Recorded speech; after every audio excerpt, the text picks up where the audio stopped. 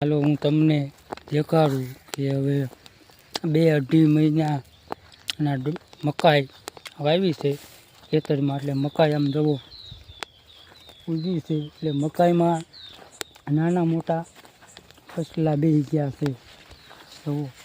તો મકાઈની માલી પાસે ને આ વરસાદ હમણાં નથી ને એટલે થોડીક જીવાત આવી છે અને રોગ આવ્યો છે. એટલે હવે આમાં દવા છાંટવી જોઈશે અમારા વાલા. અને તમારે પણ આવું મકાઈમાં રોગ આવ્યો હોય ને, આમ તો મસરી બહુ છે અત્યારે, ખૂબ જ મસરી છે. કપાસમાં પણ ધોળા સૂસ્યા આવે ને એ પણ છે. એટલે તમે સારી દવા લાવીને મારી દેજો. અમારે તો આવી ગયા છે એટલે અમારે મારવાની છે દવા. અને આ વાવી છે શેઢે તોય મારા વાલા. વરસાદ તો ક્યાંય છે નહીં, પણ વરસાદ હવે સાચા આઈટમ ઉપર થઈ જાય. વાતાવરણ સરસ મજાનું છે મારા વાલા.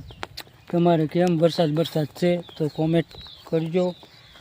ને આપણા બ્લોગ જોવા માટે રામ અનરસિંહ સરવૈયાની ચેનલ છે મારા વાલા.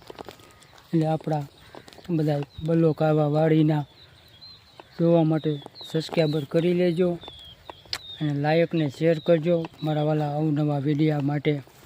અને અહીંયા છે જો પાણીનો ડાર, પાણી પણ છે, પણ વરસાદ તો હમણાં ખેંચાયું છે એટલા માટે પાણી પણ મેકી દીધેલું જ છે, પાઈ દીધેલું જ છે.